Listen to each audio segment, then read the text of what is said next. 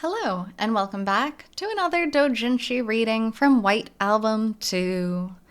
Today we're checking out a Doujinshi which is actually pretty unique in a sense that it isn't a story about the White Album 2 characters, but rather this is the Doujinshi writer's experience going on a pilgrimage, and this pilgrimage is to Strasbourg. So, this is the White Album 2 Pilgrimage Guidebook. A very, very cute and unique thing to have written, by the way. I really applaud the creativity in this. Also, the cover is really pretty. This doujin actually features a lot of actual photographs from this person's trip, which makes it even neater. It's also pretty informative. But we have these adorable chibi drawings of Kazusa and Setsuna alongside of it on the cover. Forward. I think the majority of readers here will be first-time readers, so nice to meet you. I'm Meister. Thank you so much for picking up this book. This is an updated version of a book of the same name distributed at Comic 1*7 on April 28th, 2013, with some revisions made. Once again, this book concerns White Album 2. If I try to touch upon its content, I'll end up going on forever, so I'll spare you that. But it's been hailed as a masterpiece among shoujo games. Similarly, my own heart has been touched by its incredible story and music, and I was actually so deeply affected by it that around Christmas of 2012, I made a pilgrimage to Strasbourg in France. So that's kind of the whole concept behind the book, is going on the pilgrimage, the White Album 2 pilgrimage. And this is not the only person who has done that. There have been a number of fans, at least Japanese fans, who I've heard from, who have gone on this same trip. Someday, maybe I will go. In this book, I and Dejima no Hito-san have gathered information that might be used as reference by any who might be considering making a pilgrimage of their own in the future. As someone who went at Christmas, I strongly encourage you to make your journey during the Christmas season so you can experience the same things I felt. This year, if you can, go to Strasbourg at Christmas and experience the world of WA2 for yourself. Well, hopefully you don't end up going and cheating on your soon-to-be wife. You gotta be careful. It could happen to anybody. So, here's the table of contents. I'm not going to read through it because obviously we're reading through the entire Doujinshi. But if you want to skip ahead in the video, there you have it. There's everything. So, Setsuna and Haruki's roots, Paris to Strasbourg. What do we mean, Setsuna and Haruki's roots? Setsuna, who has been waiting for Haruki back in Japan, heads to Strasbourg in order to keep to their 1-week rule. The details of her course are not stated in the story itself, but we know that after leaving Japan, she stops briefly in Paris before flying to Strasbourg, as stated by Maruto-san in a magazine interview. So, he's pretty precise on this, right? Knowing the little tidbits which were even included in magazine interviews is pretty intense. This is purely conjecture, but I would guess her route goes Narita Airport to Charles de Gaulle Airport, Paris. Orly Airport, also located within Paris, used for domestic connecting flights, to Strasbourg Airport. Haruki, one step ahead of Setsuna, also goes from Paris to Strasbourg. While Setsuna goes by plane, Haruki uses the TGV, basically France's version of the Shinkansen. And Shinkansen is the bullet train, so the TGV is France's version of the bullet train. To get to Strasbourg. My own pilgrimage followed Haruki's route, details discussed later. But basically, the ways of traversing the roughly 500 kilometers between Paris and Strasbourg can be narrowed down to either airplane or railway. I feel like even simply limiting your choices by leaving from Paris specifically would give that overlap with the world of WA2. But I hope you will choose the route that best fits your travel plans and emotional attachment to the characters. This guy's just like so dedicated. And he's like, all right, I'm going to pick Haruki's route. I'm going to follow Haruki's route. It's so cool. To Strasbourg by plane, Setsuna's route. When traveling from Japan to France, you'll likely touch down at the Charles de Gaulle Airport in Paris. ANA and Air France both offer non-stop flights from Japan. So it's possible for you to get to Paris without having to make any connecting flights. Obviously, it's important to note that this really is only for people living in Japan. It's a good travel guide to kind of think about, no matter what country you're in, but these details are specifically going to be for people living in Japan. The flight time is around 12 hours, so you'll need something to pass the time. Like a game, perhaps, on your PSP, your PS Vita. Next, you'll need to make a connection at Orly Airport. The distance from Charles de Gaulle to Orly... Oh, really?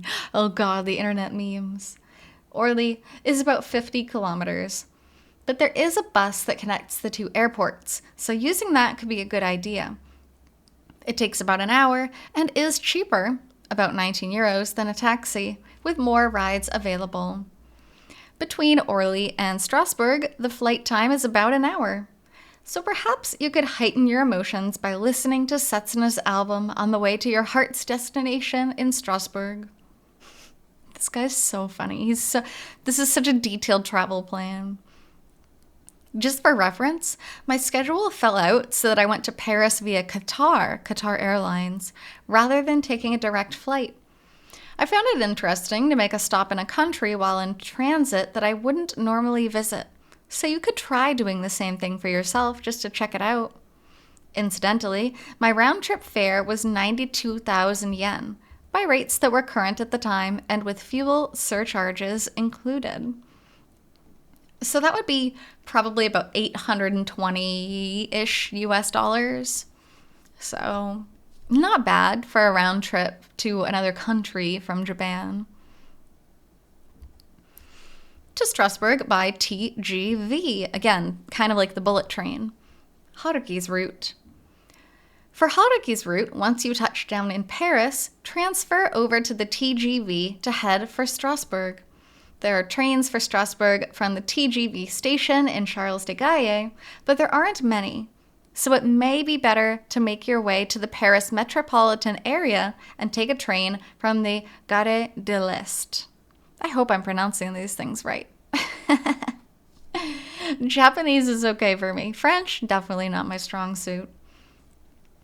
Its top speed contends with that of the Shinkansen. Again, that's what bullet train is in Japanese. And you should arrive in Strasbourg in just over 2 hours. As another benefit to taking the TGV, you might just encounter a pilgrimage spot the moment you leave the station. When I myself departed the station, I nearly collapsed on the spot, seeing before my very eyes a sight that was almost entirely unchanged from the game's scenery. One important thing to note regarding tickets, I strongly suggest that you purchase your tickets before you depart. You can get a discount for making reservations in advance. I foolishly decided that I didn't want to be tied down to a particular time and figured I could buy my ticket immediately before boarding, only to find that the train I had planned to ride was sold out. Bummer. That's what happens when you don't plan ahead, though. I managed to snag a first-class seat that was open on the following train, but I was very nearly left adrift. For the outgoing trip, I paid 134 euros for a first-class seat. Oof, that's painful. And for the return trip, I paid 77 euros for a second-class seat.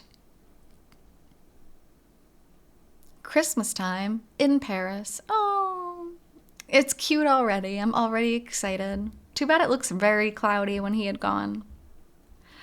The Arc de Triomphe, the Eiffel Tower, the Champs-Élysées. Élysées? Paris is endlessly abundant in sightseeing spots, and it would not be an overstatement to say that out of the whole year, the season in which it is at its most gorgeous is Christmas time. While all of Europe is enveloped in the Christmas mood in Paris, Every street without exception is dyed in its colors. In addition, while Christmas markets open up all throughout Europe, the market at the Champs-Élysées is certainly preeminent among them in scale.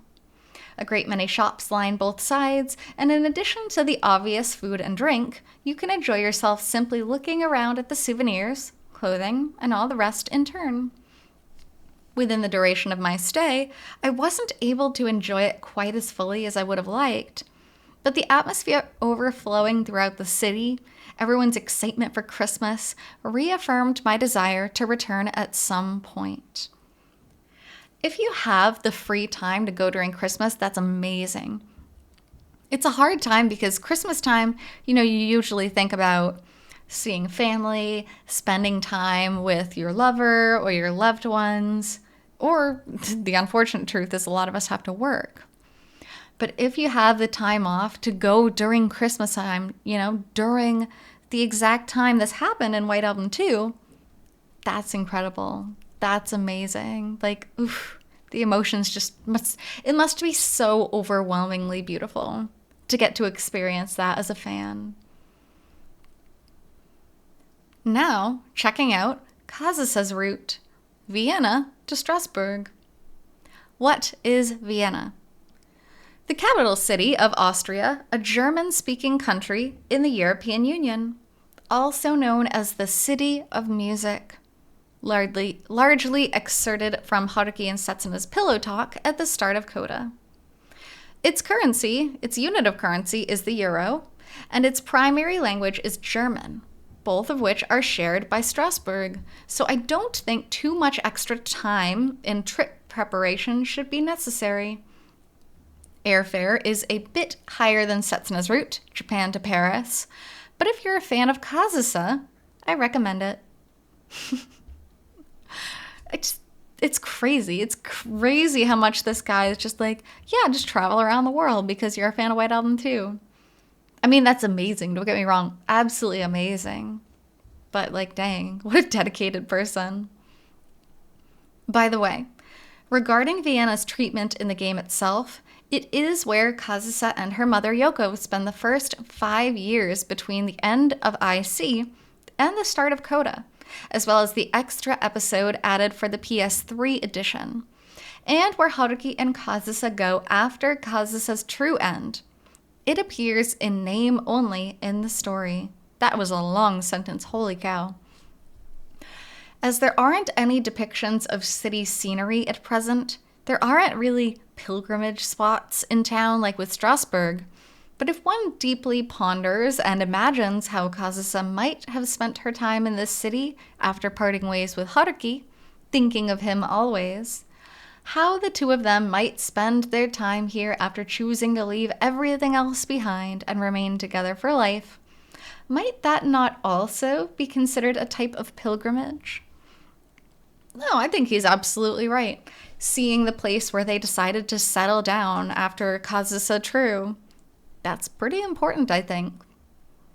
Now, once you arrive at the Vienna International Airport, you'll need to take the CAT, City Airport train, to the metropolitan area. The ride to Wien Mitte Station, I think that's Japanese, Wien Mitte Station, takes about 15 minutes. So perhaps you might listen to the WA2 original soundtrack on your trusty digital audio player to heighten your mood. That sounded like a weird advertisement plug. Digital audio player.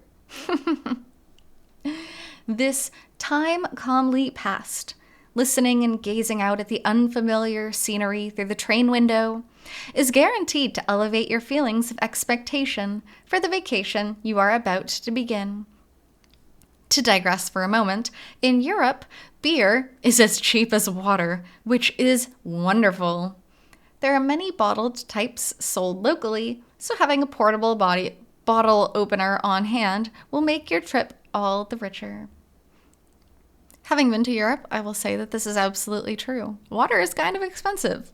Beer, relatively cheap. But you gotta be careful, because if you drink too much, you won't remember your incredible pilgrimage. During the Christmas season, Christmas markets open up all throughout Europe, and Strasbourg and Vienna are no exception. The warmth of the atmosphere that spreads throughout the entire city is wholly unlike Christmas in Japan, and will leave you with a fresh new impression. You will find large markets within the metropolitan area, particularly at the Rathauplatz, Maria Theresienplatz, and Karlsplatz, and outside it, such as the square at the entrance to the Schönbrunn Palace. So I recommend that you visit a variety of them. They primarily deal in ornaments that local families use to decorate their homes.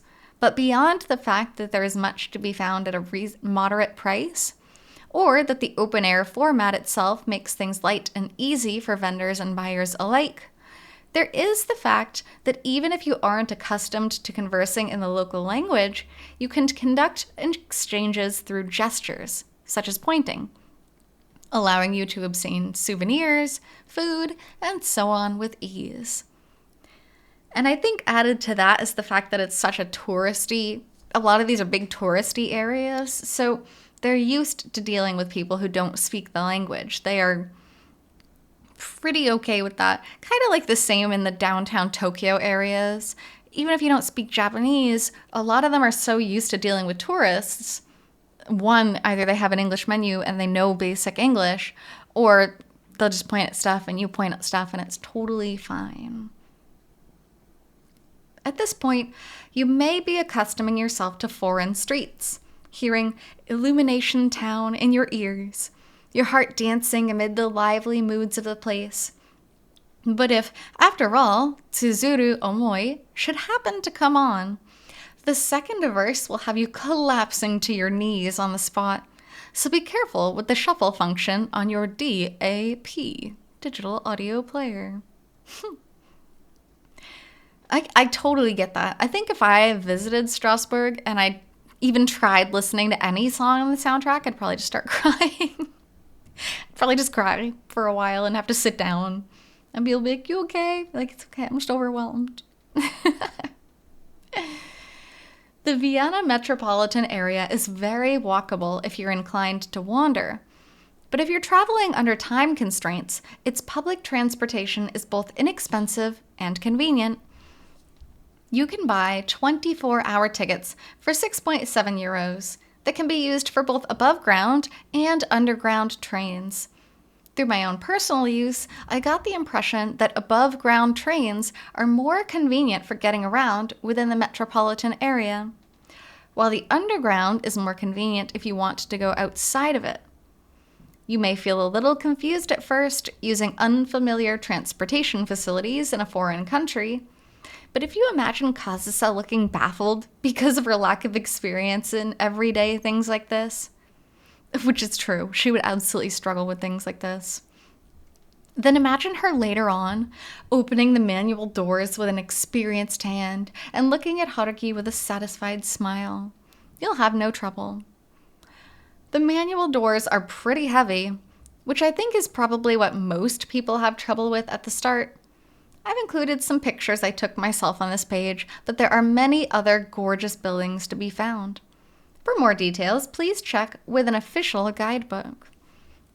Dude, the number one thing when you're traveling in a new country is understanding public transportation, and it is so scary no matter where you go.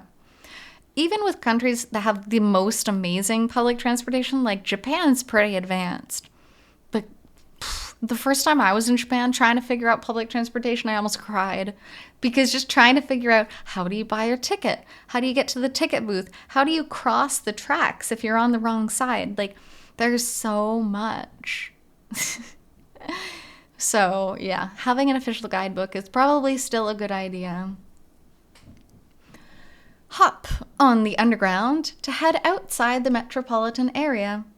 You'll find the Prater Park, which has been used as a film setting, Schönbrunn Palace, which is full of historical scenery, the Hundertwasser House, which is famous for its novel exterior, and many other points of note that rival those within the metropolitan area.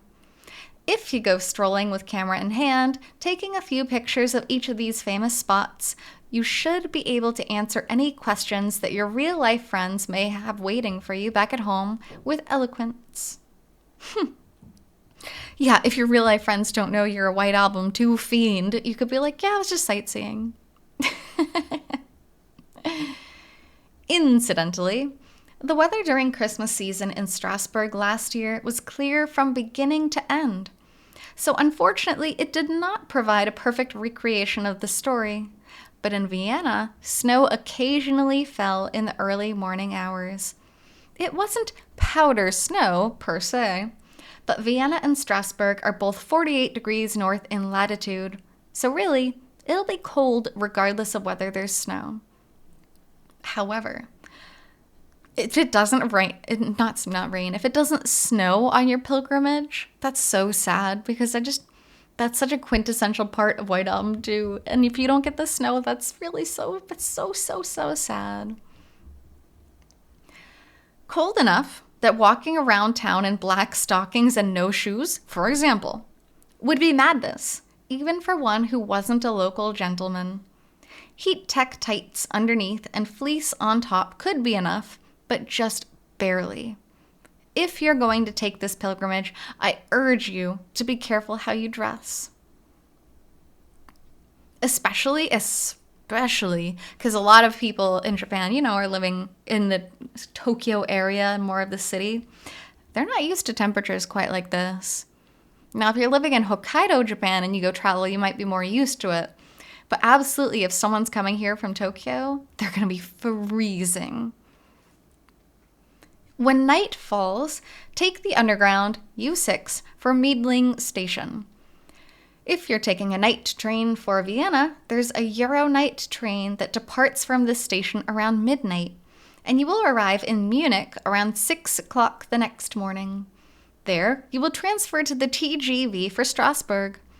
I believe Yoko Toma used the Orient Express in the story, but this railway line was discontinued in 2009. Oh, can't be entirely accurate. This night train is the biggest obstacle in Kazusa's route as of last year's timetable. The Euro night reached Munich at 6:15, and the TGV for Strasbourg departed at 6:28, leaving a mere 13 minutes to make the connection. And on top of that, European trains, as a point of pride, run late once every several days or so. So it is not uncommon to hear, "We've arrived in Munich, but the connecting train left 10 minutes ago." This is really funny being written by a Japanese person as well, because trains in Japan are pretty spot on a lot of the time. So to be in a country where the trains just run late and it's just kind of a regular thing to run late, it's kind of a surprise. This is one thing that the traveler cannot do anything to prevent.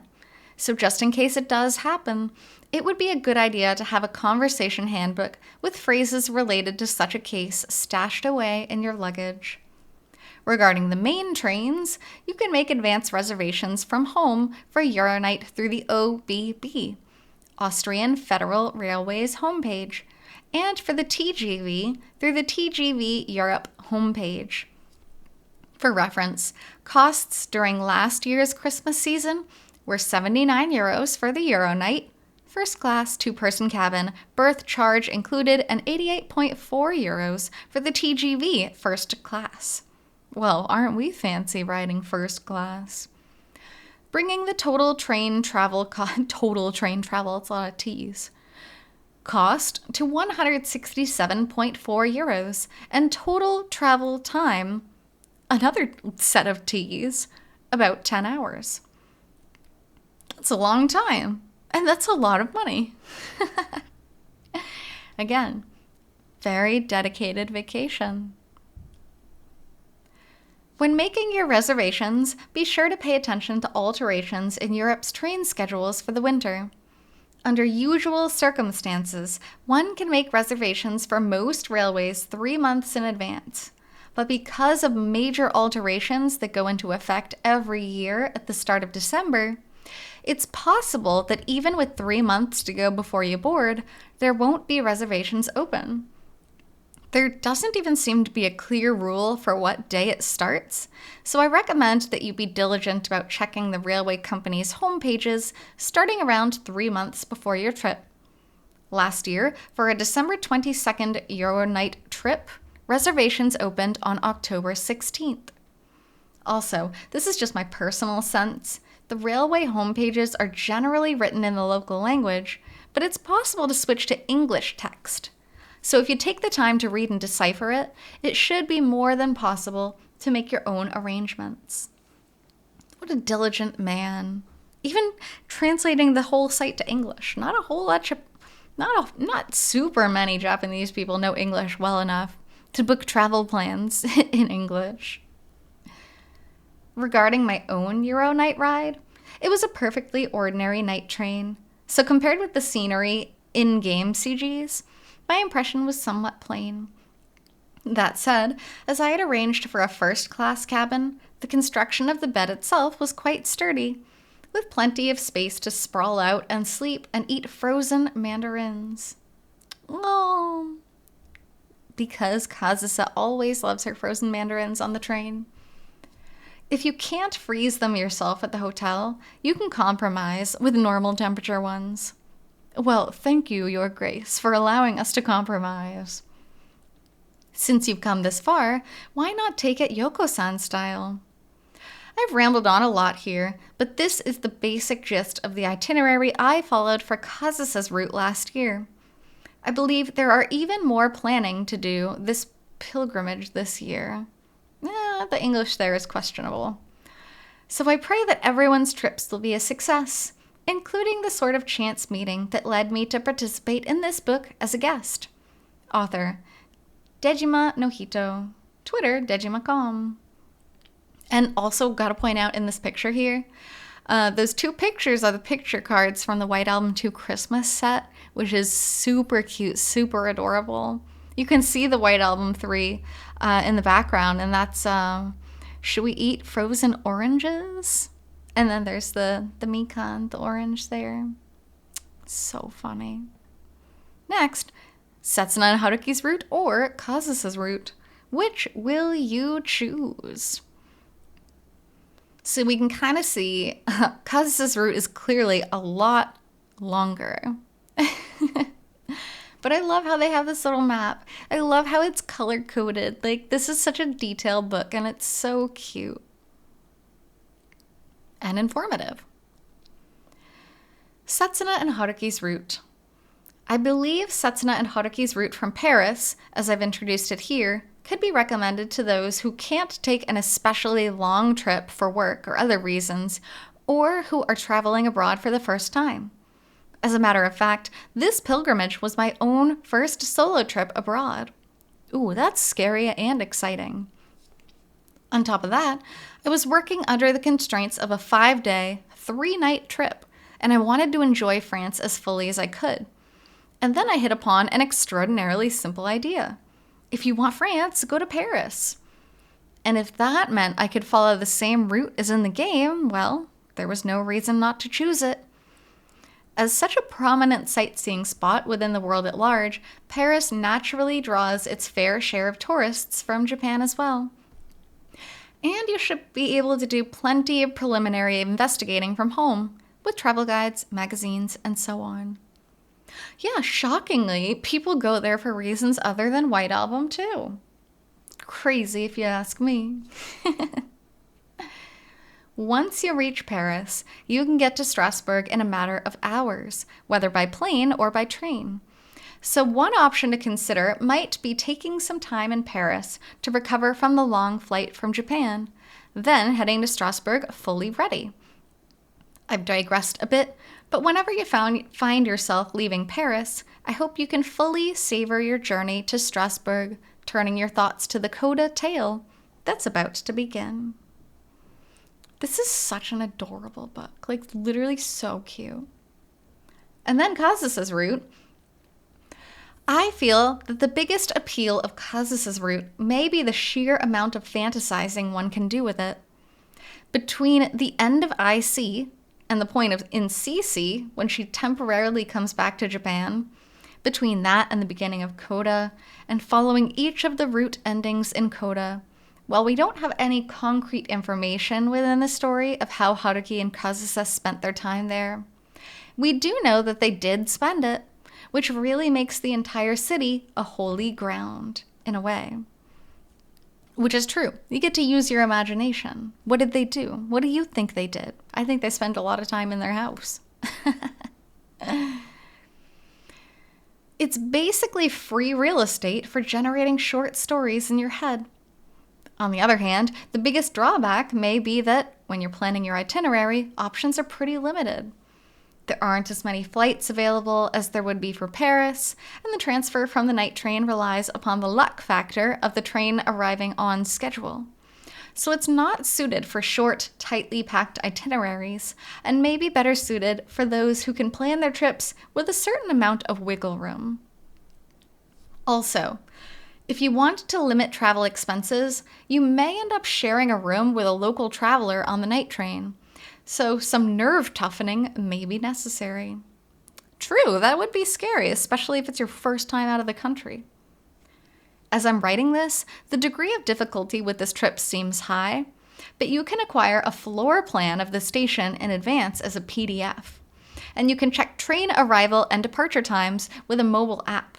So as long as you're careful and thorough in your preparation, you'll probably find that things work out. There's no guarantee, but probably. Take this advice at your own risk. To conclude, I believe that traveling overseas for a pilgrimage based on a work of media that you like is a rare and valuable experience. Go with all your love for Kazusa in your heart. Aww. Or Setsuna, whichever girl. Okay, this is actually a pretty long guidebook, so I am going to stop there, and I'll come back with part 2 soon. So, thanks so much for joining me on this very rare and interesting doujinshi. And I'll be back with the next part shortly. So until then, hope you take care. See you!